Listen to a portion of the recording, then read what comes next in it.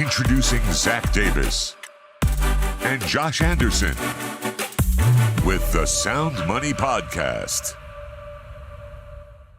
Josh Anderson here with Zach Davis. How are you, Zach? I'm good. Hey, everybody. Glad to be on today.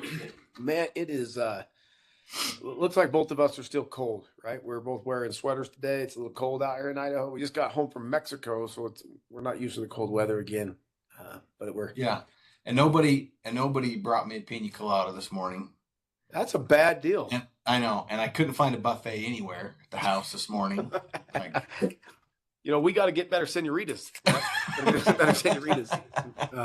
Yeah, my wife asked me where her mojito was. So dang. She's probably thinking she's got to get a better one of me too. Yeah, that's how it goes. That's how it goes in the world. But because of that, we're getting used to the cold again. We're cold. We're bundled up. So, but today, actually, Zach, it's good. Today, I'm really excited about today. There's been a lot of discussion going on in the world around this topic the last 2 weeks. You can't turn on a news organization or read a financial report that isn't centered around this topic that we're going to talk about today. And I think it's going to be fun for our listeners to understand a little more about it. You and I have been aware, we've dealt with this for 25 years of business. And so for us, this is something that just a lot of people need to have a baseline education on and understanding to be able to understand the world we're living in today. And what we're going to talk about today is this new buzzword that's going around the business world called tariffs. Namely, right, tariffs in the U.S. economy. A boost? Is it a boost for the growth? Right. What are the opportunities? What are the downfalls? But what are the opportunities for businesses and business owners and people that understand how they work? And so, I know for me, Zach, I'm a little bit excited about talking about today how they can positively impact an economy and how they can supercharge an economy and how that's maybe been done in the past. I'd imagine you've been getting bombarded in all of our businesses. You've probably been getting bombarded with this question about tariffs a bunch lately as well. Yeah. Oh, yeah. So, everybody's thinking about it, right? Well, everybody who pays taxes is thinking about it because either they're on the side of, yay, Trump said we're getting rid of income tax, we're going to go to all tariffs, or the other side of people going, oh, this is going to make inflation worse and we're going to pay more for everything. Right? It's like both sides. And I don't have a single day right now that doesn't go by that, you and I do business. We do a lot of business in the European Union. We do a lot of business in Mexico. Oh, we have so many businesses in Mexico. Yeah. And we order products out of China. Yeah, we order lots of products out of China, and we do a lot of business with our neighbors to the north in Canada. So the three countries that have been all over the news about tariffs, Mexico, China, and Europe, right, are in the game. And so we deal with this every day. So we don't have we have vendors that are in panic. We have distributors that are in panic. We have customers that are in panic for all of our different businesses around the world. And so we want to take the time today to explain how they work, what they are. So maybe we'll start out right there, Zach. What is a tariff? Like, what is a tariff? And then I want to get into for a second, how do tariffs, how do they shield American manufacturers? That's this next part. But what is a tariff, first of all? Yeah, no, it's a good question. Most people don't understand how a tariff works, and it's really not that complicated. But a tariff is basically a tax. I mean, if you think about the United States of America, when you make money, the government says, if you make money, you have to pay this tariff, right, to live in your house. So you could just interchange the word. So if you have a piece of property and you're paying property tax, the government is saying, if you're going to own property, that's a funny word. Yeah. Own. If you're going to own property in America, you don't really own it, right? Because stop paying your property tax and see what happens. Yeah, exactly. We're going to charge you this tariff. So, right? For you to own this, you're going to have to pay this much money every year. So the way we do business with lots of countries around the world is depending on what you produce as a country and what you consume as a country, you make deals with all these other countries on what products can come in and what products can go out. And when those deals are made, there's usually always some financial incentive somewhere, and the tariff is basically the tax. So it'll be saying, okay, Canada, if you're going to sell lumber into America, then you're going to have to pay this X amount of tariff, right, on products going out the other way. So it really is just a tax on another company for them to do business with us. If you look at the countries as business people, it's like charging your vendors, right? If we're going to let you sell this product to our customers, then we're going to make it more expensive for them to buy your product because we also produce a product and we want them to buy American lumber, not Canadian lumber. So we're going to put a tax or a tariff on Canadian lumber so that when the American people buy lumber out of Canada, they're going to have to pay more, right? That's a tariff. And it's the primary goal is that, right? The primary goal is economic growth inside of your own borders, inside your own country. That's why tariffs exist, right? So that a good or service, if it's produced somewhere else around the world at a significant labor difference in price or resource difference, that it can be a level playing field inside of our own country. Now, this is really important to me, Zach. You know me, I love history. So got to go back in time to the War of 1812, right? War of 1812. We're in a war with Great Britain. And if you remember them suckers, they burned down our White House, little freakers. Oh, yeah. I mean, I'm still pissed about it. I keep it right here, so you know. You got the coin right there? I keep a coin right here of it to remember myself because I get mad about it. But they burned down our White House. It's in my other room. You know what makes me more upset about the whole thing? Before they burned it down, they ate the food that was prepared for the president at the table. Yeah. Man, eat the food and then burn the White House. Yeah, it's wrong. It's insult to injury. Insult. But anyway, so they burned down our White House. We have the War of 1812. We finally get them out of there. And in 1816, we decide that we are going broke as a country. We are in a bad way. Like after the War of 1812, most people don't realize we were on the verge of bankruptcy and losing our union. Like we had won the Revolutionary War. We had now won the War of 1812. It was like the repeat. And we are in the verge of collapse. And at that time, we had the tariff of 1816. That tariff was the first time that America levied a tariff, and we leveled it against almost every product that the British Empire produced. And we said, flat across the board, we're going to have this tariff on everything you bring in. Well, what it did is it brought every job back home to America. It brought industry. We before that time, we actually struggled as a country with industry, meaning we weren't producing our own steel. We weren't producing very many of our own goods, mostly forestry things, right? We weren't producing. But that alone saved the U.S. economy. It made it actually so that we had no tax in our country, zero tax in our country. We didn't tax our citizens because we were receiving such a tariff from Great Britain on products they brought into the country, and it leveled the playing field to the point that we started an industrial revolution in America. And so for me, right, that's a big deal. It was interesting to me, Zach, this past week that Jameson Greer, the president's nominee, the current nominee for U.S. trade negotiator, like the guy out here dealing with this issue, he said that protective measures, so this is a protective measure, right? He said including heavy tariffs on imports can boost American manufacturing and reduce trade deficits, leading to high-paying jobs here at home. He said that in the AP News this last week.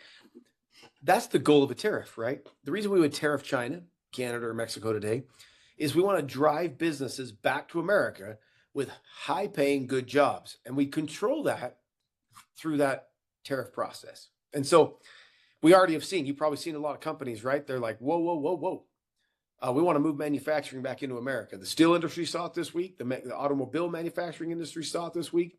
They actually, the largest automobile plant in the world is being built by Ford in Mexico, just across the border. They're not going to complete it. Yeah, they just abandoned the project.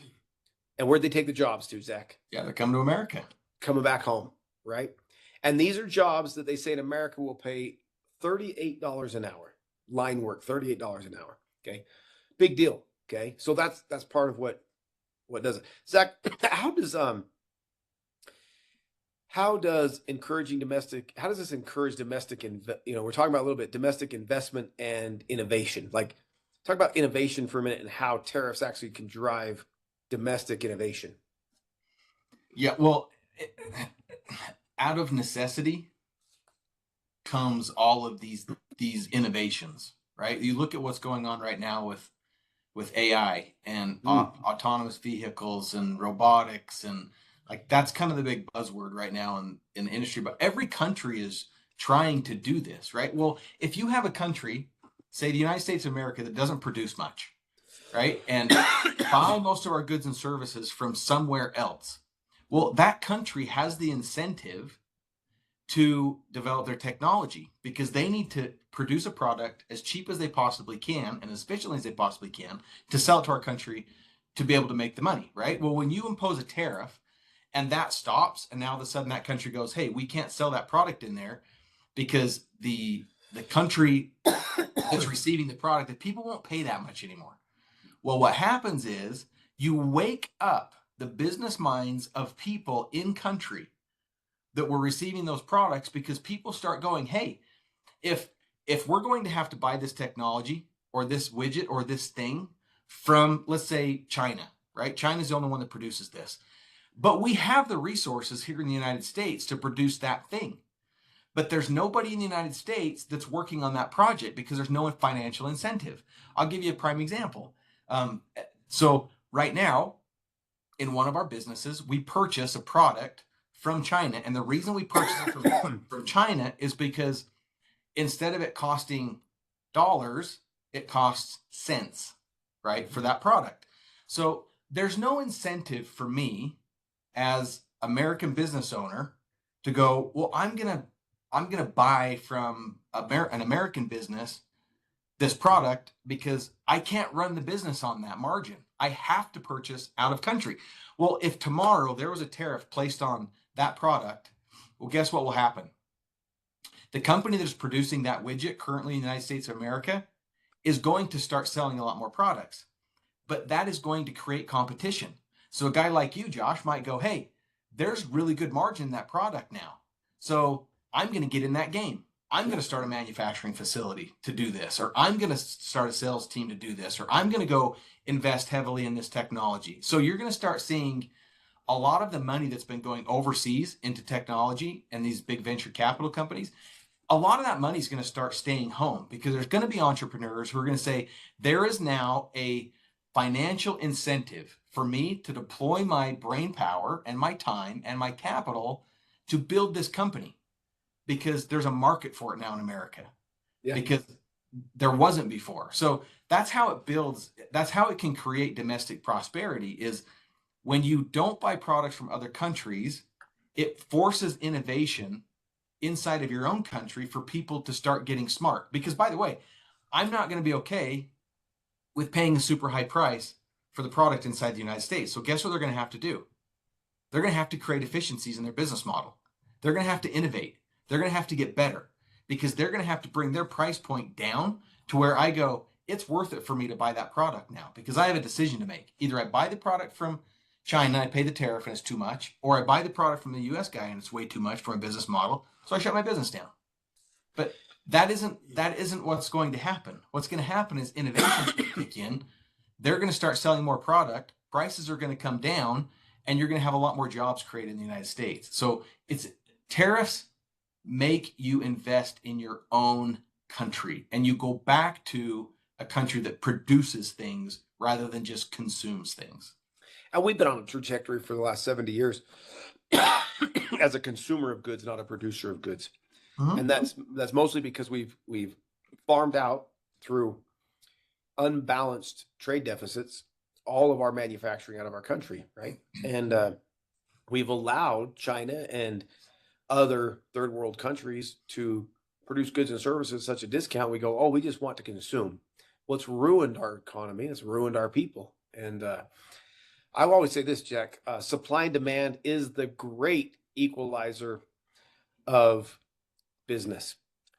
And it's the great supply and demand is the great ingenuity factor in the world. It is the driver of ingenuity.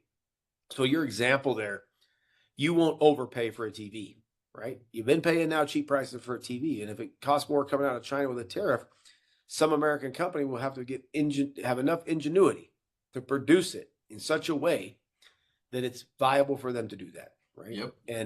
And greatness happens in that process. That's when innovation happens. And so oftentimes that is. Now, there's been some examples, Zach, tariffs wrongly administered create inflation. That's, and in the short term, they often create more inflation because the US market or any market hasn't caught up to in manufacturing once you place tariffs on these things quickly enough. And so all products and services that you're buying like that have a new 18-25% tax, right? Tariff. So tariffs can produce short-term and inflation. We saw that in the Great Depression, right? In the Great Depression, we tried to use tariffs to get ourselves out of the Great Depression with the Smoot-Haley tariffs of 1930.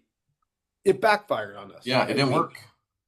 We all of a sudden we couldn't catch up fast enough. Our labor force wasn't working. Now, the idea was perfect, right? Our labor force wasn't working. We needed more jobs.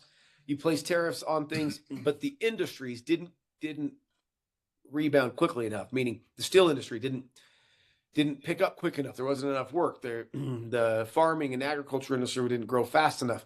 So it had a spiraling effect in the beginning, and it created a little bit of hyperinflation. And some people believe actually stretched the Great Depression out by 18 months. So in the short term here, right, we're talking about we could see big tariffs in 30 days on China, Canada, Mexico, 100% tariffs on BRICS nations, right? Get your butt back to the US dollar or else. That could create inflation. What do you think about that? And how do you see that playing out? Yeah, I mean, it's, this is the one thing that I hope people understand is that none of what the current administration is trying to do is going to be a quick fix. No.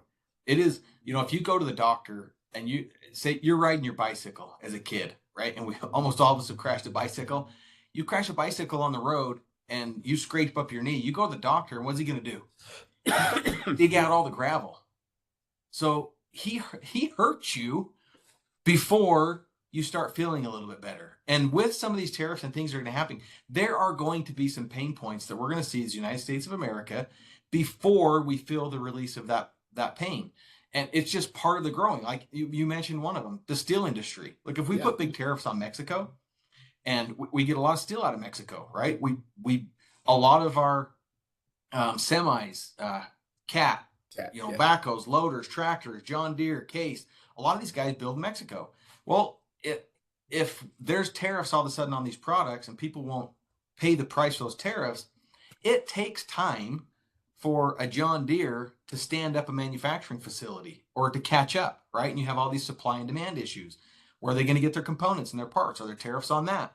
If we're making 90% of our chips for computing power are made in China, and we put a tariff on chips in China, well, how long is it going to take for us to stand up a plant to produce chips in China or to produce chips in America to put in a John Deere tractor, right? So you might be able to build a tractor and have it sitting on the lot, but if you don't have the chip to put in it to run it, and that had a tariff on it, so there's going to be this like cyclical thing that's going to happen where you're going to see, probably, in my opinion, you're going to see a little bit of inflation through this process, unless at the same time you see enough spending cut and jobs lost, like, because those are the two things that really fight inflation. And right? if interest rates stay up, and if there's enough jobs that are lost in the marketplace during that time, it will temper inflation. But that's a pain point too for whoever lost their job, right? So there's going to be some pain. The one caveat there is that can offset that is energy. Energy is always the great equalizer in that, right? That if energy costs come down through production, that can offset it and balance it, and we don't see inflation with tariffs. But those are ifs today, and we believe that'll happen. And this is interesting to me too, Zach, that yes, inflation very much could go up in the short term, but we long learned term, it should be much better. Oh, much better. But there's something I think I learned during coming out of COVID that I thought, was remarkable where we live. We live in Southeast Idaho, and coming out of COVID, if you remember, because of COVID, you could not get computer chips, right? Circuit boards, computer chips for things like cars, trucks, recreational vehicles, all of those were Electrical panels for housing. housing, big electrical panels, semiconductors. All those were coming out of China and coming out of COVID, right? You just couldn't get them. And so the entire world came to a grinding halt that needed semiconductors and computer chips. But coming out of that, American ingenuity said, this is really bad, right? We are not producing enough semiconductors and computer chips in our own country. And companies like Micron came in and hired 10,000 new employees and built new facilities in Idaho to build semiconductors domestically. I believe that is the greatest thing that came out of COVID. The only good thing was that, because how much security do we now have because we're producing domestically our own semiconductors and our own computer chips for things like defense contracting, the F-35 and the F-22 and submarines and radar. And we should never allow someone that hates us or greatly dislikes us, any nation should, produce those items. No. I think the same thing's going to happen with these tariffs, Zach. The greatest thing that's going to come out of it is national security, because we're going to build things domestically that we should have never farmed out. And these are really high-paying jobs in tech that we should never turn over to our adversaries. And, that's why I've never been a proponent of open trade. I've never been, I thought NAFTA was the dumbest thing we ever did when I was a young business guy. I thought this is really stupid to me. Like, I don't understand this. We are a great nation who has great resources. We should use those resources for leverage, power, and security, right? We should be a net exporter every day of everything, not a net importer. And so I think, these tariffs and this opportunity for tariffs is greatly going to increase our national security long term. In the short term, there are going to be some bumps because of it. Yeah. But long term, people like Micron are going to do what they just did in Idaho in the last 3 years and bring the semiconductor business back home, which is really positive in my book. Yeah, and it's and long term, it's going to produce a lot more jobs. And these jobs that it's producing are going to be meaningful jobs, right? They're going to, you can have a job and get paid and not be a producer. And there's a lot of those jobs out there right now. And what this is going to do, it's going to bring a lot of productive jobs back to the marketplace where the money is going to things that actually are producing something. So you complete this cycle, right? The money doesn't go and die. So long term, I think the tariffs can be a positive. Zach, we can stay out of a trade war. Yeah. And I'll say this right now too, right? Like, it's a whole other topic for another day, but what you just said is true. And it may actually fix one of our greatest problems in our country, and that is our mental health in our country. The reason I believe we have a major mental health problem in our country is because of idleness. We have too many people who are not producing something at work or in their own life. They're not creating. And I'm a firm believer that we are sent here by God to create on this earth. And the creation process brings joy, real joy to people. And because we don't produce hardly anything, because we've outsourced that all over the world, we have far too many people who have mental health crises because we're idle. And it's a topic for another day, but firmly believe that it's part of this issue to me. Yeah, I don't disagree. So there's something interesting, right? This isn't like, I go back to recent time and I go, this has happened recently, right? 2018, you remember Donald Trump? I remember this vividly. He got really fired up 2018 and he put a tariff on China. I just looked it up. I can remember this, so I couldn't remember when it happened. So I looked up the steel and aluminum tariff of 2018 were imposed by the Trump administration under Section 232 of Trade Expansion Act of 1962. That steel and aluminum tariff, when he did that, it was a 25% tariff on steel coming into our country and a 10% tariff on aluminum. Because at that time, we did not have hardly any steel manufacturing in our country left, which was causing us to have real supply chain issues in America.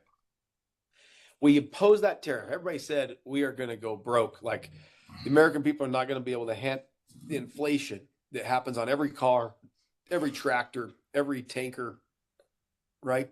The opposite happened. We actually saw the biggest boom in American steel innovation, technological advancements, and production coming out of that. Yes, did we still have foreign steel coming in to make up the difference? We weren't, steel dependent. We had to still import it. But that Tariffs Act, they say that tariff alone, with that steel coming in from China, actually produced more money than the top 10% paid in taxes. We always hear this BS line about if the top 1%, da, da, da, da. That tariff alone made up more money than what the top 10% paid in taxes. And our steel industry thrived, right? Like it flourished during jobs came back and jobs came. Like, it was a huge win, right? And I expect the same thing to happen, right? And so, that's where I go back to there's some things that are going to naturally happen. Government revenue is going to be boosted dramatically by these things. They're still going to sell steel into our country. They're still going to sell aluminum. They're still going to sell medical equipment that we aren't producing. We're going to have to buy some semiconductors until our market makes enough. But they're going to come in at a 25% tariff, which is bottom line revenue to the federal government that we don't have today, which with appropriate cuts and appropriate tax implications will reduce what the American public have to pay in taxes. So this, to me, it's just it's a great shift, right? Trump's gone out. You probably heard this recently. You've talked about it at the beginning as you made a statement, but Trump has been floating the idea that if tariffs are done like he expects them to be done over the next 4 years, that it could reduce or eliminate the IRS and federal income tax. Have you heard this, Zach? Oh yeah. Do you believe it? Yeah, I mean, I think you could get to that point, right? One of the things that has to happen in conjunction with that, though, is you have to reduce spending. Your GDP has to be a certain percentage of your debt, and right now we are on a razor thin edge of that, right? And so with all of these tariffs coming in, and with what whether you like it or don't like it, it is fun to watch the Doge team go to work. Oh man, and discover all this stuff. But as you start to do all those things and you reduce the amount of money that the federal government needs to spend, that only unburdens taxpayers, right? Because it infuriates me, actually, every time I hear the word the government's money. It is they don't have not any money. The government does not make money, right? They print fiat currency and put it out into the market, but it is your tax dollars. So like every American should be infuriated if their tax dollars are not going to something that benefits the American people as a whole, because it is your money. So the government doesn't have any money. So when they talk about government spending, there is no government spending. There's government spending of your tax dollars. So as they reduce that and they kick these tariffs in, you could see one day where the income tax is, you don't need it, right? You may need some other form of small consumer tax, that, which by the way would be a much more fair tax, and the tariffs may cover the difference, right? I mean, you could possibly get there. So I would say this, right? We probably need to explore a couple of things, right? You've talked about there's a real chance that in the short term, year to 18 months for sure, we could see inflation on consumable goods, right? Things that we use and buy every day. That's reality. You're not going to fix this without it. That being the case, you and I, of course, are massive proponents. This podcast is called the Sound Money Podcast for a reason, right? We firmly believe that the very best thing that an individual can do in the world is not store their value in fiat currency, right? With or without inflation, storing your stored value, that being maybe your savings, in a fiat currency like the US dollar is really foolish, because since 1913 it has done nothing but inflate away, right? It's just its spending power is being diminished every second. We could dramatically see that increase in the short term with tariffs, right? I firmly believe we need tariffs. We need them to balance the trade deficits, to increase revenue for the United States, to bring manufacturing home, to increase jobs, to help our nation be able to be innovative. All those things I believe, but I know this is going to cause some inflation. So for me, you got to store your excess in gold and silver, in sound money. It's just not even a question. The other thing that could happen here, Zach, is actually what we call a trade war, where we get into a spot where we impose a 25% tariff on automobiles, right? Or on heavy machinery. We do that, and then those countries turn right back around and they put a 50% tariff on our wheat or on our natural gas, right? If that happens, right, we get ourselves in this trade war that escalates to a spot where it does globally start to erode confidence in the US dollar or in the euro or in the Mexican peso or the Canadian dollar. It erodes confidence there. And I would say that currently the euro, the Canadian dollar in particular, are so fragile. They are fragile. The US dollar is a little fragile, but in comparison to those two currencies, we are tight. But they're so fragile that if you end up in a trade war, you could see, just like we saw in Venezuela, a collapse of a currency rather rapidly.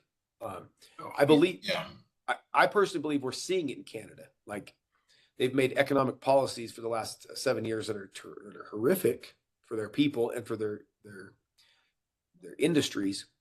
And their response to these possible tariffs has been nothing but ridiculousness. And I believe they're on such a razor thin margin, right? We study that we know Canadian government, we know their financial situation with their fiat currency very well. We exchange it on a daily basis, so we really stay on top of it. I believe a trade war will have a major chance to collapse their dollar. So I'm telling people, you better protect all of your excess, any excess. You should be protecting in sound money. Probably should be done in the sound money wallet. If you don't know what that is, you ought to check that out. Like that is the safe haven, right? Thoughts on that, Zach? It's a very real possibility. I mean, the thing that's going on in the world right now today that I think this is a topic that I think you have to look at. You have to wear two different hats if you're going to talk about this. One is you have to put your social hat on or off and your economic hat on or off, because there's so many social issues with all of this. It's like, well, you don't care about these other countries. You don't care about humanity as a whole. You don't care about yada, yada. I mean, but that conversation is what has gotten these countries into such a big problem nowadays. And I feel bad for the countries that are going to take the brunt of this. But the president of the United States of America and Congress have a fiduciary responsibility to their voters and to their country, to put their country first, right? And so the problem is all of this the sky is falling stuff that's happened over the last 5-10 years with global warming.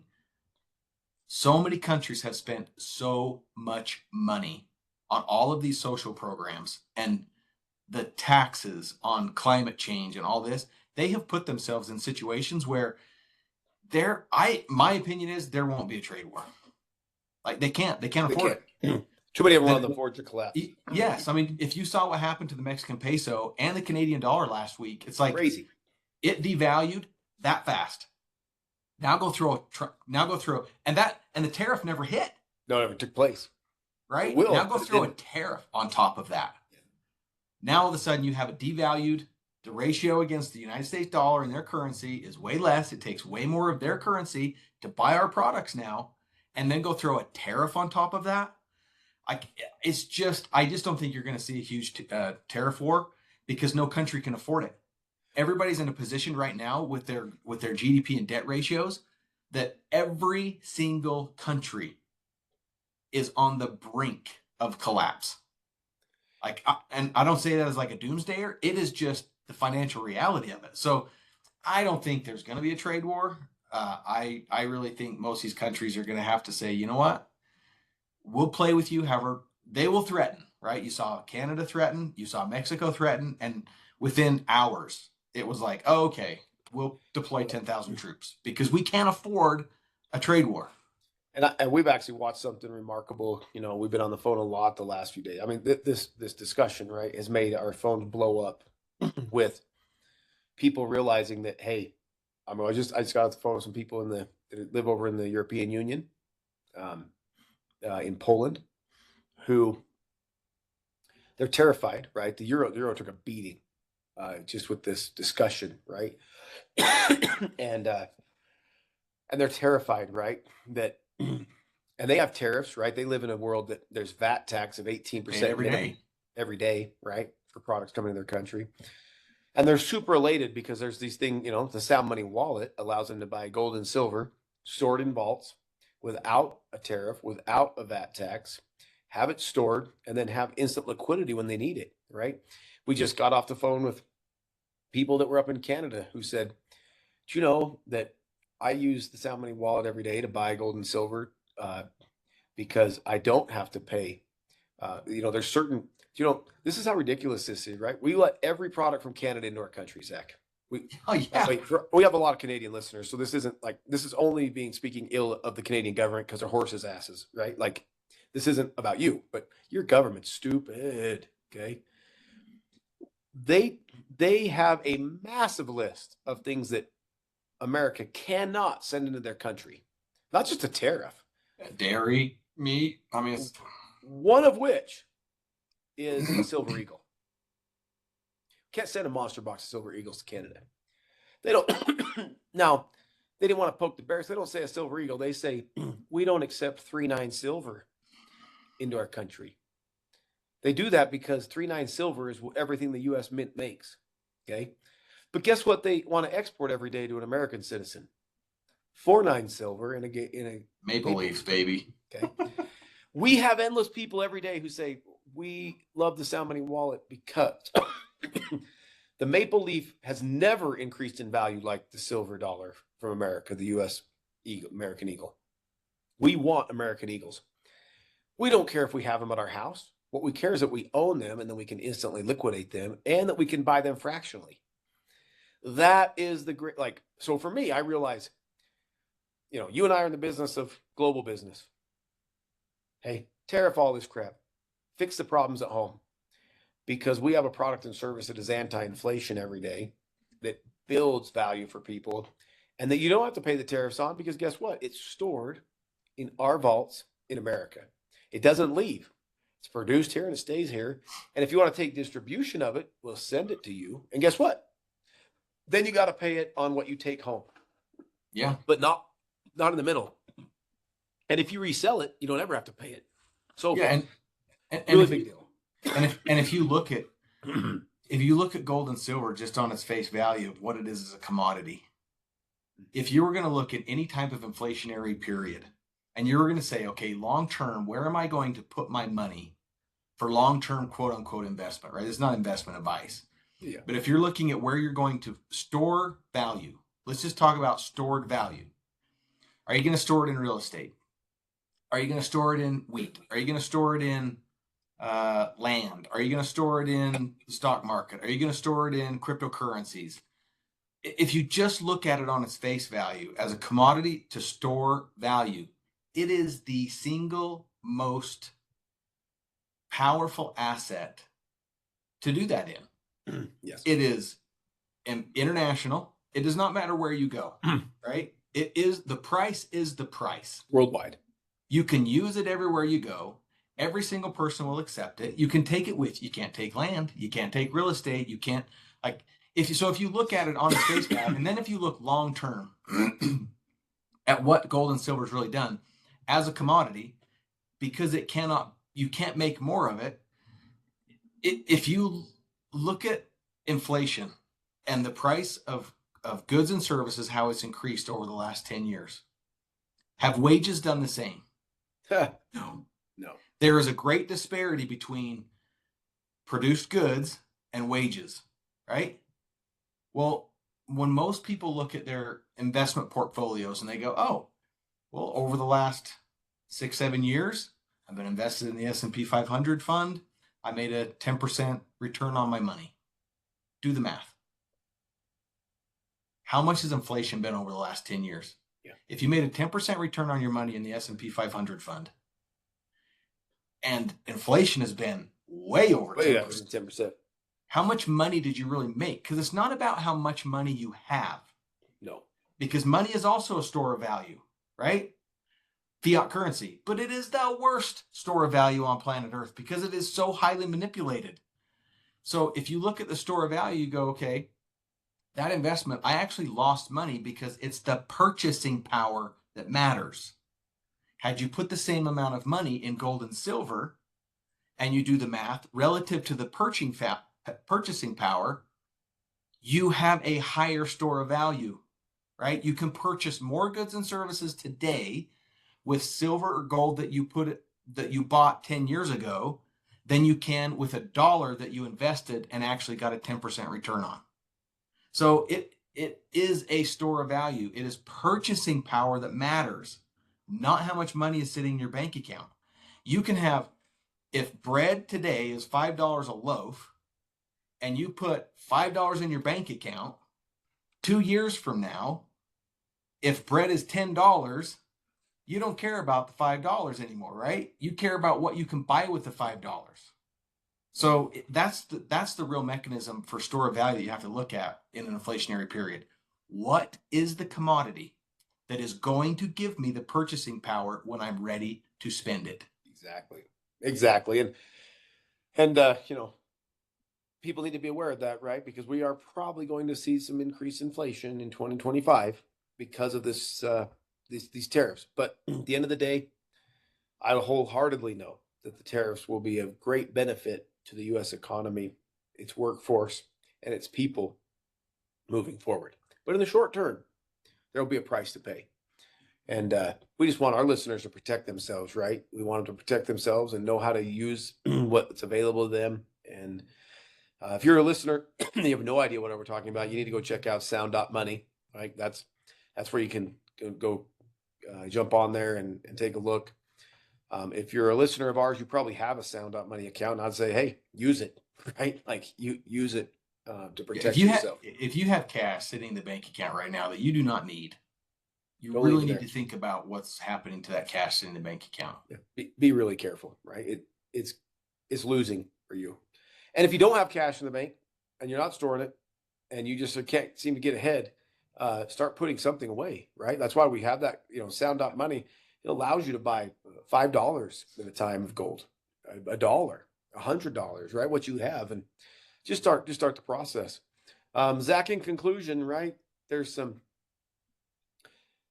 We're entering into a unique period, right, of time in business in America. There's so much happening every day. You and I just came from a lunch appointment. I mean, I have never seen so much optimism in the marketplace. Never. I've never seen so many opportunities. It's the 1st of February, right? I have looked at more amazing business deals in the last 4 weeks than I have in 5 years. I just can't believe the things that people are bringing us to see today. And so many of them are amazing.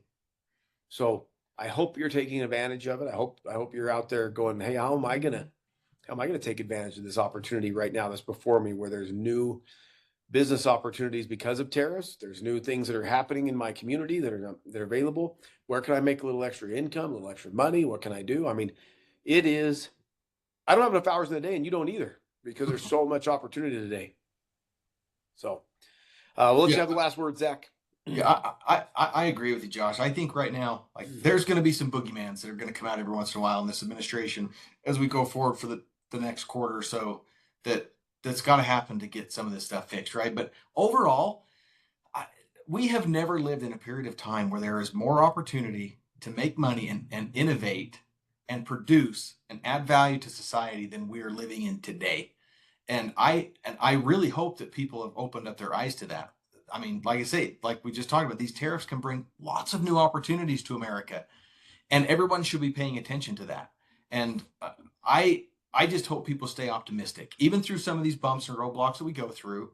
Stay optimistic. Do whatever you need to do to keep your household safe and to keep your business safe. But man, I think right now is the time to go all in. Personally, I don't think in my lifetime there's ever going to be another opportunity like today to really do something significant and build something big with what's coming. Like, it's amazing. I don't either. I think this is the time to do it. And And I think our listeners are going to take full advantage of it. I would encourage you listeners, right? We have a growing audience. Do us a favor, right? Like wherever you're listening to the podcast, we're all over the place. Apple Music, Amazon, Spotify, you name it, right? We're all over. YouTube. Do us a favor and like what we're sharing. Like it, subscribe to it. Do us a favor and drop a comment this week about how gold and silver has helped you. Right? We'd love to know. We'd love to share some of your stories. So drop a comment and let us know how gold and silver have helped you in an inflationary market, because it will help someone else. And we'd love to share some of your stories and some of your experiences. And Zach, we know next week we got a really special podcast coming up. A lot of our members have been asking some serious questions about how do I take advantage? How can I use a home-based business to help me with my personal taxes? And we have a special guest next week to help on that subject, someone that we trust and we know has helped us and guided us through some of those things in life. And so that'll be next week's episode. So we appreciate everybody being with us today on the Sound Money, Sound Principles podcast. Until next time, I'm Josh Anderson alongside Zach Davis. You guys have a great rest of your week. Thanks. All right, we'll see you guys.